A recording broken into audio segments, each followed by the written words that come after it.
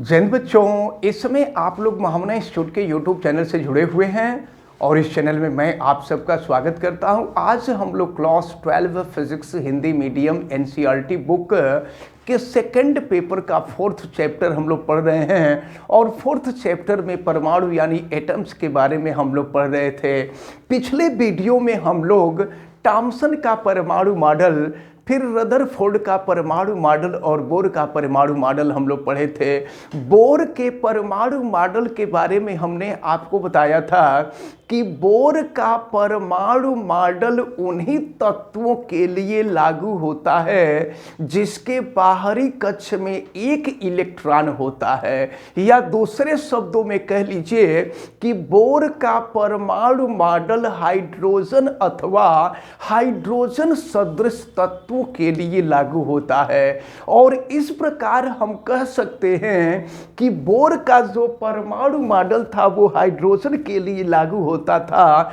तो हम आज देखेंगे कि हाइड्रोजन, चूंकि हाइड्रोजन का परमाणु क्रमांक 1 होता है, तो परमाणु क्रमांक 1 होता है यानी प्रोटॉनों की संख्या 1 होती है, और प्रोटॉनों की संख्या 1 होती है तो इलेक्ट्रॉन की संख्या भी 1 होती है। यानी हाइड्रोजन में इलेक्ट्रॉन नाभिक के चारों तरफ लगातार चक्कर काटता रहता है, एक ही इलेक्ट्रॉन होती है, इसलिए हाइड्रोजन की एक ही कक्षा होती है। और हाइड्रोजन की कक्षा में इलेक्ट्रॉन, या कह लीजिए कि हाइड्रोजन के पहली कक्षा में इलेक्ट्रॉन जिस त्रिज्या के वृत्तीय पथ पर चक्कर काटता है उस कक्षा की त्रिज्या को ही हम बोहर त्रिज्या कहते हैं, यानी बोर की त्रिज्या कहते हैं या बोर्स रेडियस कहते हैं। इसको आप अच्छी तरह से याद रखे रहिएगा कि हाइड्रोजन परमाणु के पहली कक्षा की त्रिज्या, जिसमें इलेक्ट्रॉन नाभिक के चारों तरफ लगातार चक्कर काटता है, उस पहली कक्षा की त्रिज्या को ही बोर की त्रिज्या कहते हैं। क्योंकि हाइड्रोजन से संबंधित जो परमाणु मॉडल दिया था वो बोर ने ही दिया था। अब चलें आप जरा ध्यान पूर्वक देखें। अब हम थोड़े समय के लिए एक जनरल फार्मूले का डेरिवेशन कर रहे हैं और इसके बाद जनरल फार्मूले को हम कन्वर्ट कर देंगे इलेक्ट्रॉन पर।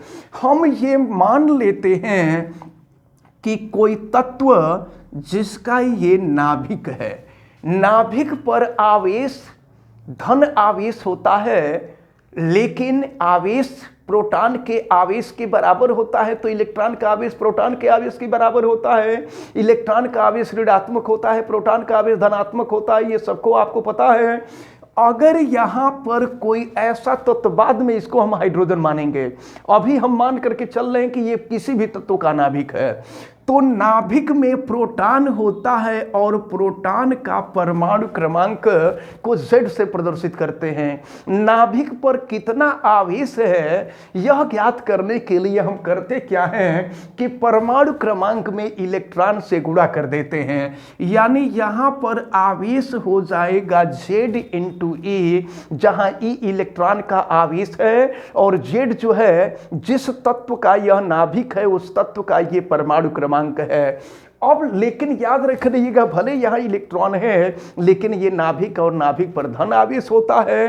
अब अगर हम देखें कि इलेक्ट्रॉन, जैसा कि आपको मालूम है कि यह इलेक्ट्रॉन नाभिक के चारों तरफ वृत्तीय कक्षा में चक्कर काटता है।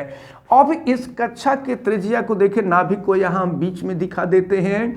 इस कक्षा की त्रिज्या को अगर हम R मान लें और ये है इलेक्ट्रॉन, तो अब जरा ध्यान पूर्वक देखें। अभी तो हम सामान्य फार्मूला निकाल रहे हैं, लेकिन इसके बाद जो है हम कन्वर्ट कर देंगे। जैसे हाइड्रोजन का परमाणु क्रमांक 1 होता है तो Z के जगह पर हम 1 रख देंगे, तो हमको हाइड्रोजन के परमाणु के, हाइड्रोजन के पहली कक्षा की त्रिज्या निकल जाएगी, यानी बोर की त्रिज्या निकल जाएगी।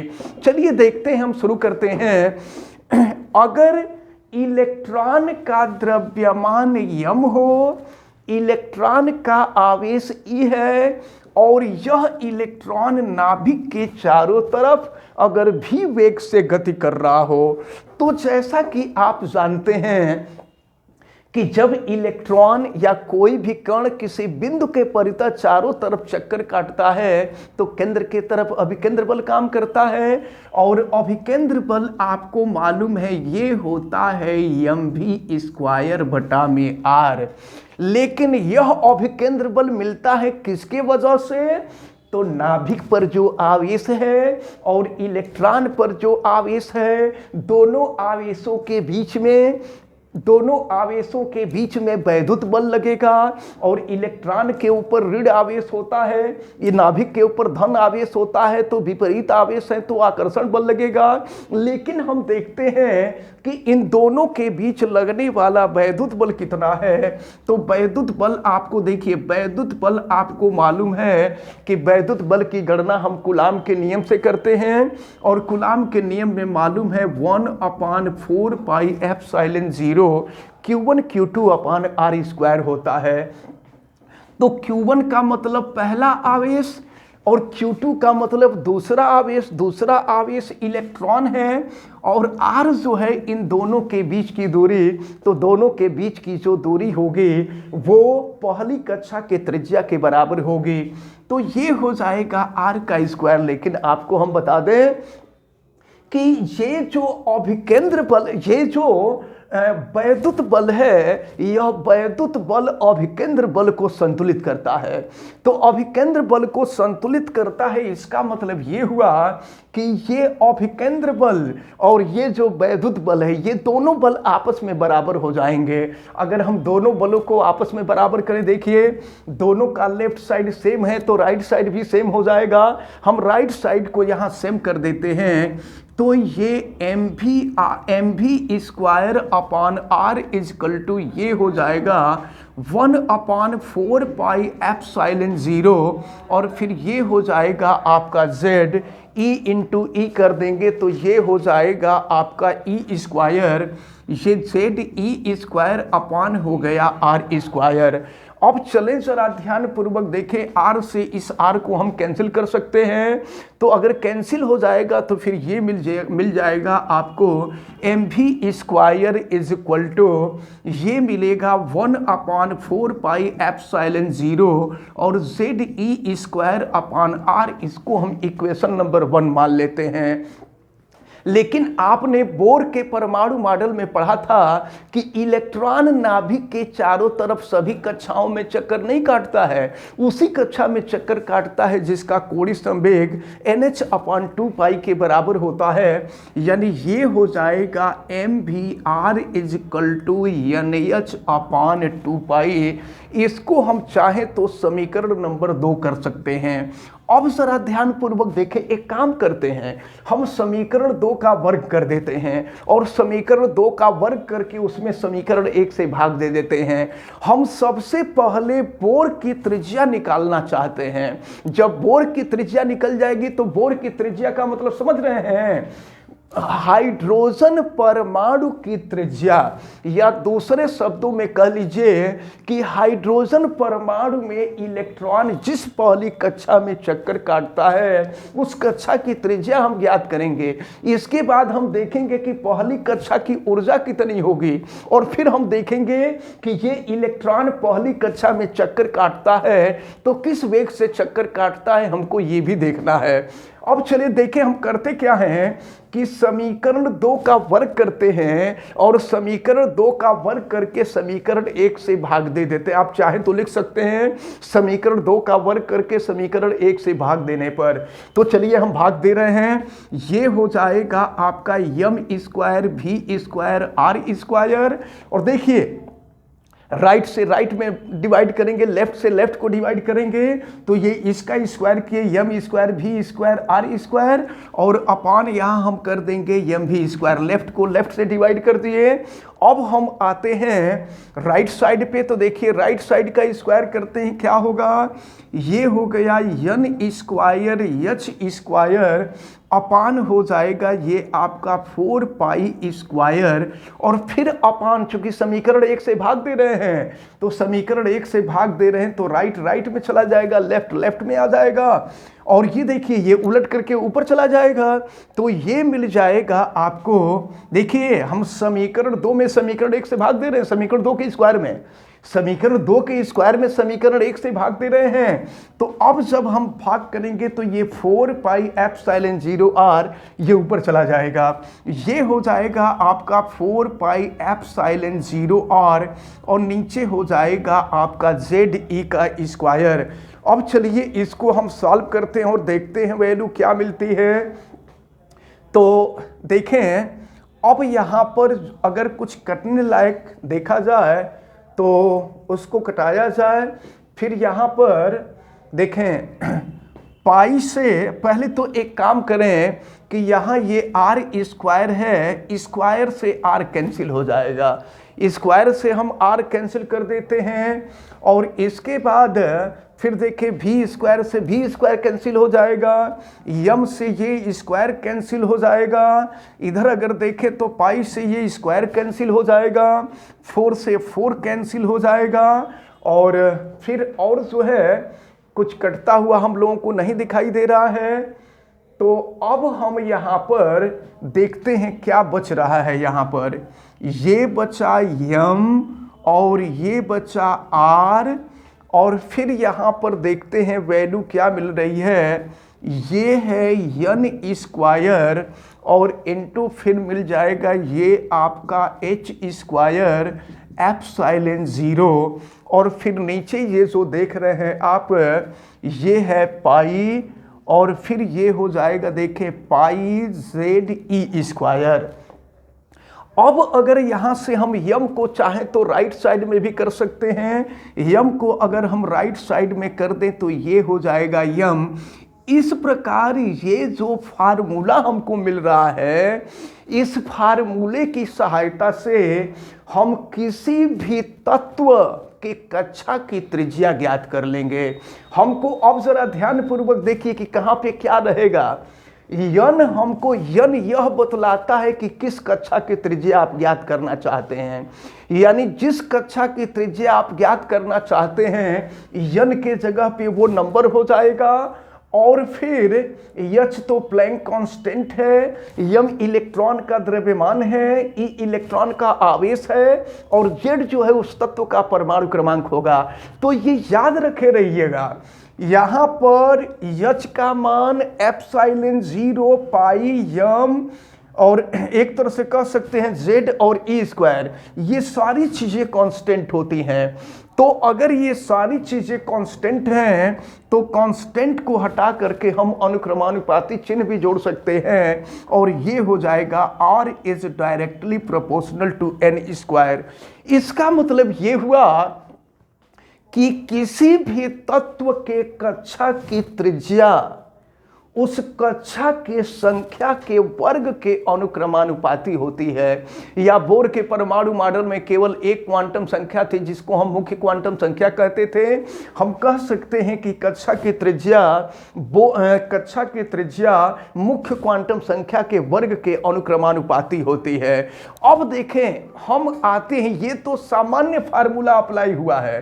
अब हम आ रहे हैं यहाँ पर यह देखने के लिए कि बोर की त्रिज्या कितनी होती है, यानी पहली कक्षा की त्रिज्या कितनी होती है, और वो भी हम हाइड्रोजन का एग्जाम्पल ले रहे हैं क्योंकि बोर का परमाणु मॉडल जो था वो हाइड्रोजन के लिए अप्लाई किया गया था।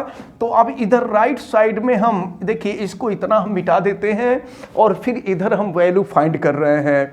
तो अब देखें यहाँ पर इस फार्मूले में एच का मान हमको मालूम है, यन के जगह पे हम 1 कर देंगे क्योंकि हमको पहली कक्षा की त्रिज्या ज्ञात करनी है, पहली कक्षा की त्रिज्या।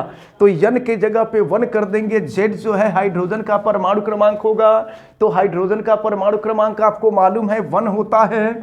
और फिर एच जो है प्लैंक कांस्टेंट होता है ये 6.63 into 10 to the power minus 34 joule second होता है, ये भी आपको मालूम है। और एप्सिलॉन जीरो की भी वैल्यू आपको मालूम है। एप्सिलॉन जीरो जो है ये value 8.86 into 10 to the power minus 12 हुआ करता है।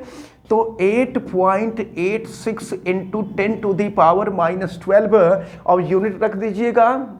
और फिर इसके बाद जो है पाई की वैल्यू आपको मालूम है, पाई की वैल्यू 3.14। और फिर यम जो है मास ऑफ इलेक्ट्रॉन है, इलेक्ट्रॉन का मास भी आपको मालूम है, ये 9.1 into 10 to the power minus 31 kilogram. और फिर ई जो है इलेक्ट्रॉन का चार्ज है, ये भी आपको मालूम है, ये हो जाएगा आपका 1.6 into 10 to the power minus 19 coulomb. अब इन सब की वैल्यू हमको यहाँ रखनी होगी और इन सब की वैल्यू रख करके देखिए हम यहीं पे कर देते हैं।